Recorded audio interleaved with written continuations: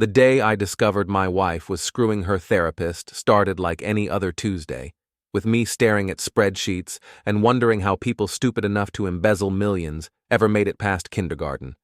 My name is Julian Wright, and I audit financial crimes for Boston Metropolitan Bank. Ironic, considering I was about to uncover the biggest fraud of my career happening right under my own roof. "Julian, honey, I'm heading to Dr. Ferris for my evening session," Mara called from the foyer of our Beacon Hill brownstone. Her voice had that breathy, excited quality I hadn't heard directed at me in months. I glanced up from my laptop. My wife of 8 years stood there looking like she'd stepped out of a wellness magazine, flowing bohemian dress, crystals dangling from her neck, that post-yoga glow that cost us $300 a month in classes I wasn't allowed to question because they were essential for her spiritual growth. "Another soul-bonding session?" I asked, not bothering to hide the sarcasm. "What's this? The third one this week?" "It's called healing, Julian. Maybe you should try it sometime instead of just auditing everything into the ground." She grabbed her designer purse, another investment in her artistic energy, and headed for the door. "Right. Well, while you're bonding souls, I'll be here bonding with our mortgage payment." The door slammed with enough force to rattle the antique mirror in our hallway. That mirror cost more than my first car, but according to Mara, it reflected positive energy throughout our living space. Right now, it was reflecting my tired face and the growing realization that something was seriously wrong with my marriage. I'd been noticing things, little things that, when you audit fraud for a living, start adding up to a very ugly picture. The cash withdrawals, always on therapy days. The new lingerie I never saw her wear around me. The way she'd started locking her phone and taking calls in the bathroom.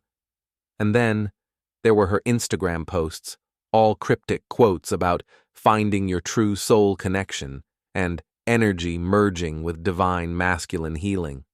Dr. Owen Ferris. Even his name sounded like a pretentious asshole. I'd looked him up online after Mara started gushing about his revolutionary approach to feminine energy healing. His website was a masterpiece of New Age bullshit. Photos of him looking soulfully into the camera with his salt and pepper beard and designer casual wear. Testimonials from women talking about transformative experiences and life-changing sessions. The guy charged $400 an hour. For what?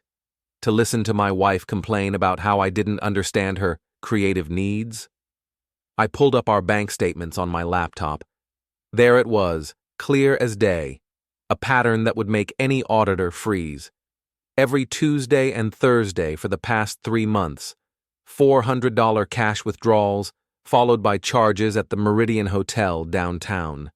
The same hotel that was 3 blocks from Dr. Ferris's practice. My phone buzzed. A text from my best friend, Ron. "Beer tonight? Sarah's working late and I need to escape the house before I start talking to the dog." Ron Martinez was an ex-Boston PD detective who'd retired early after taking a bullet in the leg during a domestic violence call. Now he ran security for a downtown law firm and drank too much beer while dispensing cynical wisdom about human nature. He was exactly what I needed right now. "Absolutely. Murphy's Tavern, 8 o'clock. I've got a story that'll make your divorce look like a Disney movie." "That bad?" "Worse. Bring tissues. You might cry from laughing." I spent the next hour going through Mara's social media with the methodical precision I usually reserved for tracking embezzled funds. Her Instagram was a goldmine of evidence. Photos from the past month showed her glowing and radiant, with captions like, "Grateful for the healing hands that are guiding my journey," and "Some connections transcend the physical plane." The comments from her friends were even more telling. Her yoga instructor Tish had written, "Girl, you're glowing. That energy work is really paying off," followed by a winking emoji. Her friend Greta had commented, "I need whatever healing you're getting. You look 10 years younger." I screenshot everything. Old habits are strong, and in my line of work, documentation is everything. At 8:15, I found Ron at our usual booth in Murphy's Tavern, already halfway through a Guinness and looking like he'd rather be anywhere else.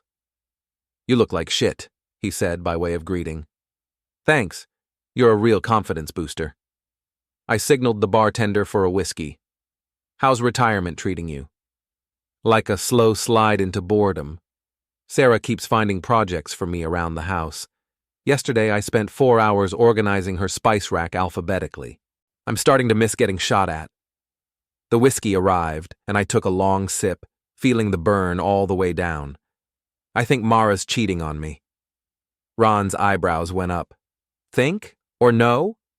"No. With her therapist, Dr. Owen Ferris, spiritual healer and destroyer of marriages." "Jesus. How'd you find out?" I pulled out my phone and showed him the bank statements, the Instagram posts, the hotel charges.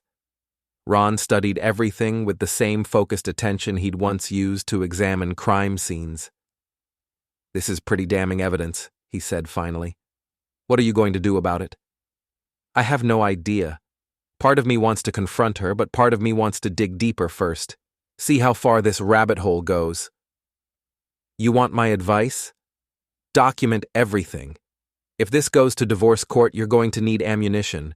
And in Massachusetts, adultery can affect alimony payments." I nodded, taking another sip of whiskey. "The thing that really gets me is the hypocrisy. She's always talking about honesty and authentic living and spiritual truth. Meanwhile, she's screwing her therapist and lying to my face about it. Welcome to modern marriage, buddy. Half the divorces I investigated as a cop involved some kind of affair. People are selfish, and they'll justify anything if it makes them feel good." We drank in comfortable silence for a few minutes, watching the Red Sox game on the bar's TV. Finally, Ron spoke up. "You know what you need to do, right? Enlighten me. Follow her. Get proof. Photos, recordings, whatever you can get legally.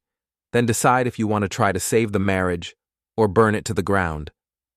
And if I choose option 2? Ron grinned, and for a moment I could see the cop he used to be. "Then we make sure she regrets ever thinking she could play you for a fool." Thursday morning arrived gray and drizzling, perfect weather for surveillance work. I'd called in sick to the bank, first time in 3 years, and positioned myself in the parking garage across from Dr. Ferris's office building. At 10:47 a.m., I watched my wife walk into the lobby carrying her yoga mat and wearing an outfit I'd never seen before. She emerged 2 hours later looking disheveled, her hair messed up and her cheeks flushed. Instead of heading home, she walked 3 blocks to the Meridian Hotel. I followed at a distance, my heart pounding like I was chasing down an embezzlement suspect instead of my own wife. The hotel lobby was all marble and brass, the kind of place that charged $30 for a cocktail and called it artisanal. I watched from behind a newspaper as Mara approached the front desk. The clerk handed her a key card without asking for ID. This wasn't her first time here. 5 minutes later, Dr. Owen Ferris walked through the lobby like he owned the place. He was exactly what I'd expected. Tall, confident, wearing the kind of expensive casual clothes that screamed, "I'm too spiritual for a real job but somehow still afford a BMW." He had that practiced smile that probably worked wonders on vulnerable women seeking emotional healing. I followed them to the elevator bank, staying far enough back to avoid detection. They got into the elevator together, standing closer than a therapist and patient should. As the doors closed, I saw Ferris place his hand on the small of Mara's back. My hands were shaking as I pulled out my phone and started taking pictures of the hotel, the lobby, anything that could serve as evidence. A security guard approached me. "Excuse me, sir. Are you a guest of the hotel?" "Just waiting for someone," I said, trying to sound casual. "I'm going to have to ask you to wait outside. Hotel policy." I nodded and headed for the exit, but not before I saw the elevator display showing they'd stopped on the 7th floor. Room 712. I'd caught a glimpse of the key card in Mara's hand. Outside, I called Ron. "It's happening right now," I said. "They're in room 712 at the Meridian Hotel. Do you want me to come down there?" "No, I just needed to tell someone." I feel like I'm going crazy. You're not crazy. You're just married to a cheating snake who thinks she's smarter than an auditor. That actually made me laugh. When you put it that way, look, you've got your proof. The question now is what you're going to do with it. I spent the next hour walking around downtown Boston, trying to process what I'd seen. My marriage was over. That much was clear. But I wasn't ready to just roll over and let Mara and her healer ride off into the sunset with half my assets and my dignity. By the time I got home, Mara was already there, fresh from the shower and humming while she made herself a smoothie. She looked radiant, glowing with post-adultery satisfaction. "How was your session?" I asked, settling into a kitchen chair. "Transformative. Owen says I'm making real breakthroughs in releasing old patterns and embracing my authentic self." "That's great, honey. Really great." I watched her blend kale and spirulina and whatever other expensive superfoods she'd convinced herself were necessary for spiritual growth. "What kind of techniques does he use?" "Oh, energy work, chakra alignment, some hands-on healing modalities." She couldn't meet my eyes when she said it. Hands-on. It's hard to explain to someone who hasn't experienced it. It's very intimate, in a spiritual sense. I bet it was. That evening, while Mara was taking one of her marathon baths, I went through her iPad. She'd left it unlocked on the kitchen counter, sloppy operational security for someone conducting a covert affair. Her messages with Dr. Ferris went back 3 months. The early ones were professional enough, but they quickly escalated into something that would make a romance novelist blush. "I can't stop thinking about our session today. The way your energy merged with mine was incredible. You awakened something in me that I didn't know existed. My husband could never understand this level of connection. I'm ready to leave him for you. I want our souls to merge forever."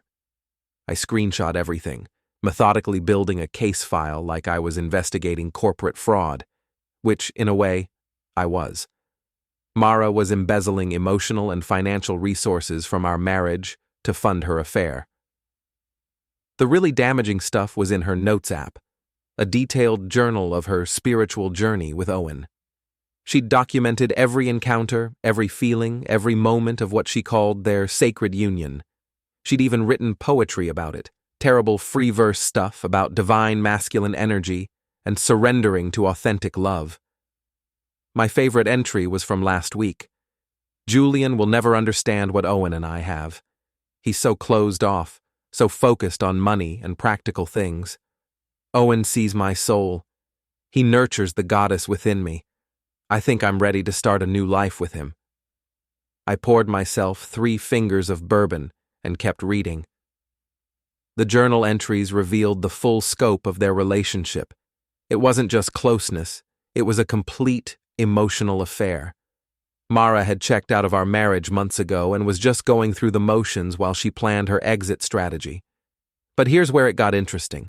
The most recent entries suggested that Owen wasn't quite as committed to their soul bond as Mara believed. She wrote about him being distant lately, about sessions being canceled, about feeling like he was pulling away just when she was ready to leave everything for him. Classic predator behavior. He'd gotten what he wanted from her, and now he was backing off before things got too complicated. Guys like Owen Ferris were experts at making women feel special and chosen, right up until the moment those women became inconvenient. I was actually starting to feel sorry for Mara. She'd thrown away 8 years of marriage for a guy who saw her as just another conquest. But then I remembered the lies, the deception, the way she'd looked me in the eye and talked about spiritual growth while she was planning to abandon our life together. My phone buzzed with a text from Ron. "How are you holding up?" "I'm fine. Better than fine, actually. I think I know what I'm going to do." "Care to share?" "Tomorrow. Let's just say that Dr. Owen Ferris is about to learn that some patients' husbands audit people for a living." I spent the rest of the evening planning. If Mara wanted to end our marriage for her soulmate, that was her choice. But she was going to discover that actions have consequences, and some mistakes cost more than others. By the time I went to bed, I had the beginnings of a plan that would ensure both Mara and Owen got exactly what they deserved. Friday morning, I called my lawyer. Patricia Kellerman had handled my father's estate and came highly recommended by Ron. She was a sharp, no-nonsense divorce attorney with a reputation for destroying cheating spouses in court. "Julian Wright," she said, reviewing the file I'd emailed her. "This is quite a collection of evidence you've gathered. I'm thorough by nature. I can see that. The Instagram posts alone would be enough to establish adultery, but the hotel records and text messages make this airtight. What are you looking for in terms of outcome?" "I want her to get nothing, and I want her boyfriend to lose his license. The first part I can help with. Massachusetts allows fault-based divorce, and adultery can definitely affect asset distribution and alimony. As for Dr. Ferris, that's a matter for the state licensing board. What do I need to do? First, we need to protect your assets. Any joint accounts should be frozen immediately. Document everything in the house that belongs to you individually. And whatever you do, don't let on that you know about the affair until we're ready to move." I spent the afternoon at the bank, moving money around with the precision of a financial surgeon. Joint accounts were frozen pending legal proceedings. The house was in my name only, a decision Mara had fought years ago because she said it showed I didn't trust her. Turns out I was right not to trust her. Next stop was the Massachusetts Board of Registration in Medicine. Filing a complaint against Dr. Ferris for misconduct with a patient was surprisingly straightforward. The board took this kind of thing seriously, especially when it involved a therapist exploiting the therapeutic relationship. That evening, Mara bounced through the door like a teenager coming home from prom. "Great session today," she announced, dropping her purse and heading straight for the wine fridge. "Owen thinks I'm ready to start making some major life changes." "What kind of changes?" She poured herself a glass of Pinot Grigio and settled onto the couch next to me. "Big ones, life-altering ones. I can't say too much yet, but I think you're going to be surprised." "I'm sure I will be." We spent the evening watching Netflix and pretending everything was normal. Mara curled up against me during the movie, and for a moment I almost forgot she was planning to destroy our marriage. Then her phone buzzed with a text, and I saw her face light up as she read it. "Work stuff," she said, but I'd caught a glimpse of the contact name. Owen. Saturday morning, while Mara was at yoga class, I put the next phase of my plan into action. I'd always been good with technology. You have to be when you're tracking digital financial crimes, and breaking into Dr. Ferris's social media accounts was embarrassingly easy. His password was SoulHealer123. His private messages revealed the full scope of his operation. Mara wasn't his only patient receiving special treatment. There were at least 3 other women he was stringing along with the same spiritual bullshit. He had a type: married, wealthy, emotionally vulnerable women looking for meaning in their lives. The most damaging messages were with someone named Jessica, another patient he was sleeping with.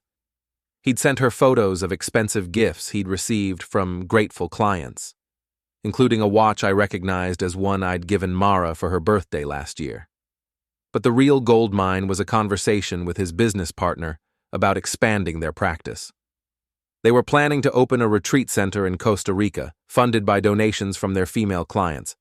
It was a classic cult leader playbook: isolate vulnerable women, make them financially dependent, then disappear with their money. I forwarded everything to Patricia and to the medical board. Dr. Owen Ferris's healing career was about to come to a very abrupt end. Sunday evening, Mara was unusually quiet during dinner. She kept checking her phone and frowning. "Everything okay?" I asked. "Owen's not responding to my texts. I'm sure he's just busy, but we had plans to... I had a session scheduled for tomorrow. Maybe he's taking a personal day." "Maybe." She didn't sound convinced. Monday morning brought the first crack in Mara's perfect world. Her debit card was declined at Starbucks. She called me at work, confused and embarrassed. "Julian, there's something wrong with our account. My card isn't working." "That's strange. Let me look into it." I let her twist in the wind for a few hours before calling back. I spoke to the bank, I said. There's a temporary hold on the joint accounts pending some routine verification. It should be resolved soon. How soon? Hard to say. These things take time. That afternoon, she tried calling Dr. Ferris's office. I knew she wouldn't reach him because I'd received confirmation that morning that his license had been suspended pending investigation. The medical board moved fast when they had evidence of misconduct. When I got home, Mara was pacing the kitchen like a caged animal. I can't reach Owen, she said. His office phone goes straight to voicemail, and his personal phone seems to be disconnected. That is weird. Maybe he went on vacation. Without telling me? We have a very close therapeutic relationship. He wouldn't just disappear. I almost laughed at that. Close therapeutic relationship was certainly one way to describe it. Tuesday morning, the dam finally burst. Mara's friend Greta called with news that was spreading through their social circle like wildfire. Dr. Owen Ferris had been suspended from practice amid allegations of misconduct with multiple patients. Mara's scream of anguish could probably be heard in the next zip code. "This is impossible," she sobbed into the phone. "Owen would never. He's a healer. He's helping me find my authentic self." I watched from the kitchen doorway as my wife's world collapsed in real time. Part of me felt sorry for her. She genuinely believed Owen cared about her, that their relationship was special and meaningful. She had no idea she was just another mark in his long-term con game.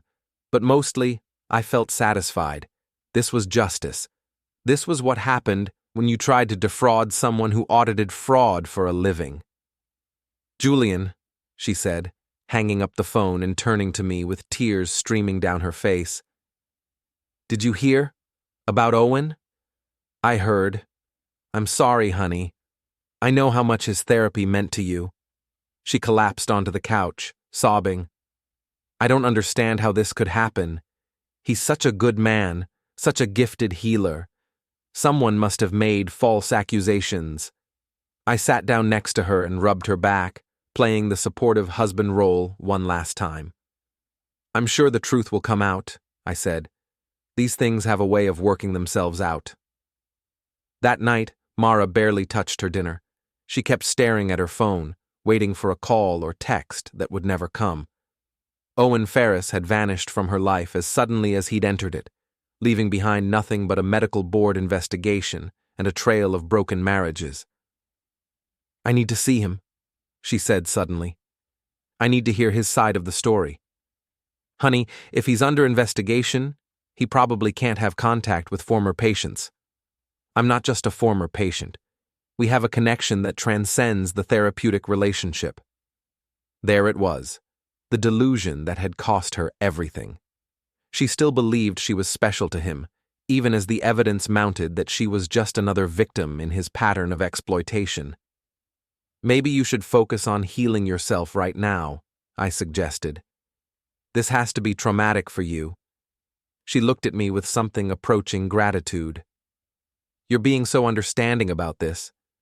I know I've been distant lately, spending so much time and money on therapy. We all have to find our own path to growth." If only she knew that her path had led straight off a cliff, and I was the one who'd given her the final push. Wednesday morning, I filed for divorce. Patricia had prepared the papers with surgical precision. Adultery, abandonment of marital duties, emotional abuse.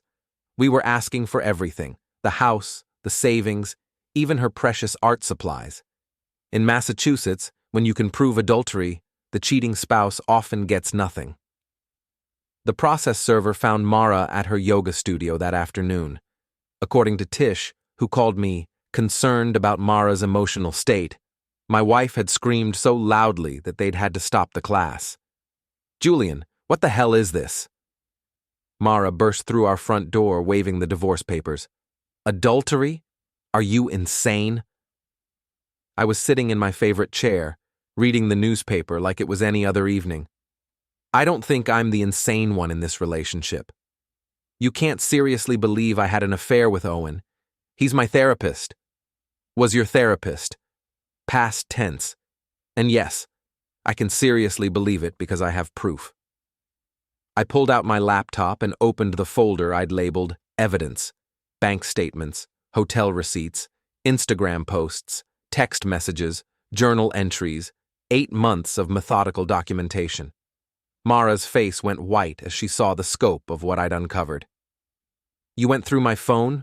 My private messages? Your iPad, actually. You left it unlocked.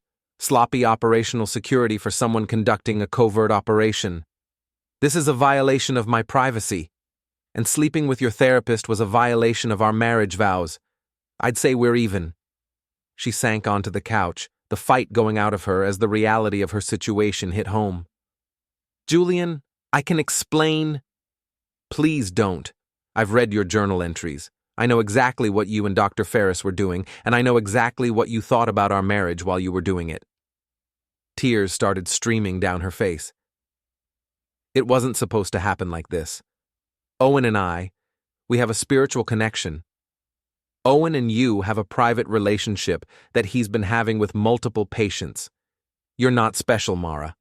You're just another mark in his con game. That's not true. I turned the laptop screen toward her, showing her the messages between Owen and Jessica, the photos of gifts, the plans for the Costa Rica retreat center. He's been playing you from the beginning. The spiritual connection, the soul bonding, all of it. It's a script he uses on vulnerable women to get them into bed and separate them from their money. Mara read the messages in stunned silence. I watched her face as the truth sank in. She hadn't been chosen by an enlightened spiritual teacher. She'd been targeted by a predator. I need to talk to him, she said finally. I need to hear his explanation. Good luck with that. His phone's disconnected and he's probably halfway to a non-extradition country by now. You did this. Her voice was barely a whisper. You destroyed him. You destroyed us. I documented what was already happening. You destroyed us the moment you decided your therapist's dick was more important than our marriage vows. She flinched like I'd slapped her. Don't be crude. Crude? You want to know what's crude? Spending our money on hotel rooms so you could sleep with another man, writing poetry about your sacred union, while lying to my face every single day. That's crude, Mara. What I'm doing is just good accounting. The next few days were a blur of lawyers, mediators, and increasingly desperate phone calls from Mara's friends. Word of the divorce had spread through their social circle, and the details were too juicy to keep quiet. The yoga instructor who was screwing her married therapist. It was like something out of a soap opera. Greta called me Thursday morning, ostensibly to check on my emotional well-being, but really to fish for gossip. Julian, I had no idea what Mara was going through, she said. We all thought she just seemed happier lately. She was happier. Adultery apparently agrees with her. I don't think she meant for it to go this far. Maybe if you two went to counseling. With what therapist? The one she was sleeping with is under investigation by the medical board. There was a long pause. The medical board? Misconduct with multiple patients. Turns out Dr. Ferris was running quite the operation. Mara was just one of several married women he was healing. I could practically hear Greta's brain working, calculating how quickly she could spread this information through their friend network. By evening, everyone would know that Mara hadn't just had an affair. She'd been conned by a serial predator. Friday afternoon, Ron called with an update from his contacts in law enforcement. Your boy Owen Ferris is in the wind, he said. Cleaned out his bank accounts, broke his lease, disappeared. Word is he's done this before in other states. What about the other women? 3 confirmed victims so far, all wealthy, all married. The cops think there might be more who are too embarrassed to come forward. And Mara still thinks she was special to him. Denial is a powerful thing. Some people would rather believe a comfortable lie than face an uncomfortable truth. That evening, Mara came home from staying at her mother's house. She looked terrible, hollow-eyed and gaunt, like she hadn't slept or eaten in days. I've been thinking, she said, settling carefully into the chair across from me. Maybe we can work this out. Maybe we can go to counseling, rebuild our trust. With what money? The joint accounts are frozen, remember? Julian, please. I made a mistake, a huge, terrible mistake. But I love you. I've always loved you. I studied her face, looking for any sign of genuine remorse. All I saw was desperation.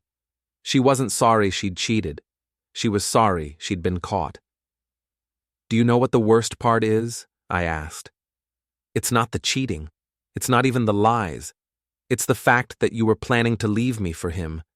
You were ready to throw away 8 years of marriage for a con man you'd known for 3 months. I was confused. He manipulated me. He gave you what you wanted to hear, that you were special, that you deserved better, that I was holding you back from your authentic self, and you ate it up because it justified what you wanted to do anyway. That's not fair.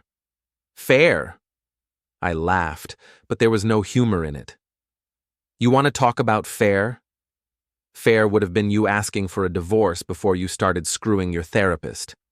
Fair would have been honest conversation about the problems in our marriage instead of elaborate deception and fraud. Fraud? I pulled out the bank statements again. $400 twice a week for 3 months. Hotel charges, restaurant bills, gifts. You stole from our joint account to fund your affair. In legal terms, that's conversion of marital assets. Her face crumpled. I'll pay it back. Every penny. With what money? You haven't sold a painting in 6 months, and your sugar daddy has disappeared. That night, Mara packed a suitcase and went back to her mother's house. She left behind her wedding ring on the kitchen counter, along with a note that said, "I'm sorry for everything. I hope someday you can forgive me." I threw the note away without reading it twice. Forgiveness was for people who deserved it, and Mara had forfeited any claim to my mercy the moment she chose another man over our marriage. But my revenge was just getting started. Mara and Owen had humiliated me, cost me money, and wasted months of my life. Now it was time for them to pay the full price for their deception, and I was very good at collecting debts. 3 weeks after Mara moved out, I got the call I'd been waiting for. "Mr. Wright, this is Detective Sarah Chen with Boston PD. We've located Dr. Owen Ferris." He'd been arrested trying to board a flight to Costa Rica with a suitcase full of cash and jewelry, gifts from his various patients. Apparently, his exit strategy had been to liquidate everything and disappear to his planned retreat center, leaving behind a trail of broken marriages and empty bank accounts. "We'll need you to testify about the financial aspects of his relationship with your wife," Detective Chen explained. "The DA is building a case for theft by deception and professional misconduct." "I'll be there." The preliminary hearing was scheduled for the following Thursday. I made sure Mara knew about it, not out of kindness, but because I wanted her to see her soulmate in handcuffs. She showed up looking like she'd aged 5 years in 3 weeks. The bohemian goddess look was gone, replaced by dark circles under her eyes and clothes that hung loose on her shrinking frame. She sat in the back of the courtroom, clutching a tissue and staring at Owen like she was seeing him for the first time. Owen Ferris in custody was a very different man than the confident healer who'd seduced my wife. His designer clothes had been replaced by an orange jumpsuit, and his spiritual guru persona had evaporated completely. He looked exactly like what he was, a middle-aged con man who'd finally been caught. When I testified about the financial evidence, I made sure to detail every hotel charge, every cash withdrawal, every expense that had funded their affair. The prosecutor used my bank records to show a pattern of financial manipulation that went far beyond simple adultery. "Mr. Wright," the defense attorney asked during cross-examination, "isn't it true that you were aware your wife was unhappy in your marriage?" "I was aware she was spending a lot of money on therapy. I wasn't aware she was paying for closeness with her therapist." The judge sustained the prosecutor's objection, but the point was made. Owen hadn't just violated professional ethics, he'd committed fraud. During a recess, Mara approached me in the hallway. Julian, I need to talk to you. We're getting divorced, Mara. Our lawyers can handle the talking. Please, just 5 minutes. Against my better judgment, I followed her to a quiet corner of the courthouse. I know you hate me, she said. I know I deserve it. But seeing Owen like this, I think I understand now what really happened. Congratulations. You figured out that your boyfriend is a criminal. He used me. He used all of us. I was so stupid, so desperate to feel special that I couldn't see what was right in front of me. And what was that? That I had a good husband who loved me, and I threw it away for a fantasy. I studied her face, looking for signs of manipulation. All I saw was genuine regret. Too little. Too late. You're right, I said. You were stupid. You were selfish. And you destroyed our marriage for a con man who saw you as nothing more than a paycheck with benefits. I know all of that. But Julian, we had 8 good years before this happened. Doesn't that count for something? It did. Past tense. The moment you decided to betray our marriage, those 8 years became irrelevant. So that's it? No forgiveness? No second chance? I thought about it for a moment, really considered whether there was any path back from what she'd done. But every time I closed my eyes, I saw her walking into that hotel with Owen, saw the messages about their sacred union, remembered the months of lies and deception. Some mistakes are too big to forgive, I said finally. Some betrayals are too deep to heal. You made your choice, Mara. Now you get to live with the consequences. She started crying again, but I felt nothing. The woman I'd married gone the moment she chose another man over our marriage vows. This person in front of me was just a stranger who happened to share her face. Owen was sentenced to 2 years in prison and ordered to pay restitution to his victims. His medical license was permanently revoked, and he was banned from practicing any form of therapy in Massachusetts. The other women he'd conned testified at his sentencing hearing, painting a picture of systematic manipulation and abuse of trust. Mara wasn't called to testify. The prosecutor felt she was too emotionally compromised to be an effective witness. She sat in the gallery during his sentencing, watching the man she'd thought was her soulmate get led away in shackles. The divorce was finalized 2 months later. Patricia had done her job well. Mara got nothing. No alimony, no share of the house, no claim to my retirement accounts. The judge ruled that her adultery and conversion of marital assets constituted abandonment of the marriage, and Massachusetts law was clear about the consequences. The defendant's actions, Judge Morrison said, represent a fundamental breach of the marital contract. She chose to pursue an extramarital relationship using marital assets, then planned to abandon the marriage for her paramour. Under these circumstances, an equitable distribution of assets is neither warranted nor appropriate. Mara's lawyer tried to argue that she'd been manipulated by a predator, but the judge wasn't buying it. Mrs. Wright is an adult who made conscious choices about her behavior. While Dr. Ferris's conduct was certainly reprehensible, Mrs. Wright was not a helpless victim. She actively participated in the deception and financial fraud that characterized this affair. When it was over, Mara approached me one last time outside the courthouse. I hope you'll be happy, she said quietly. I will be. Eventually. Julian, I really did love you. I know you don't believe that now, but it's true.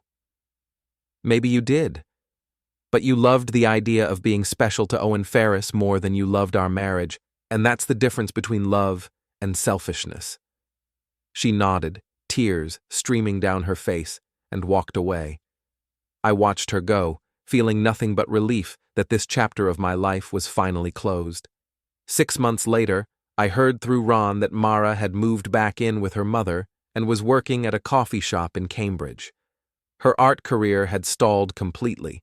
Apparently, getting conned by your therapist and losing everything in a divorce wasn't great for creative inspiration. Owen Ferris was serving his sentence at a minimum security facility in western Massachusetts. According to news reports, he'd been a model prisoner, spending most of his time in the library reading self-help books. Even in prison, he was still trying to heal people. As for me, I sold the brownstone and bought a smaller place in the North End. I got promoted to senior auditor at the bank and started dating a prosecutor I'd met during Owen's trial. She appreciated my attention to detail and my low tolerance for bullshit.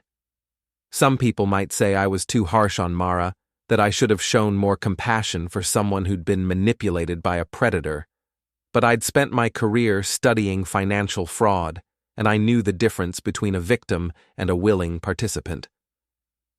Mara hadn't been an innocent victim. She'd been a co-conspirator who got caught up in someone else's bigger con. She'd made conscious choices to betray our marriage, steal our money, and plan a new life with another man. The fact that Owen turned out to be a fraud didn't change the fundamental nature of what she'd done. Justice, I'd learned, wasn't about forgiveness or redemption. It was about consequences. It was about making sure that people who chose to hurt others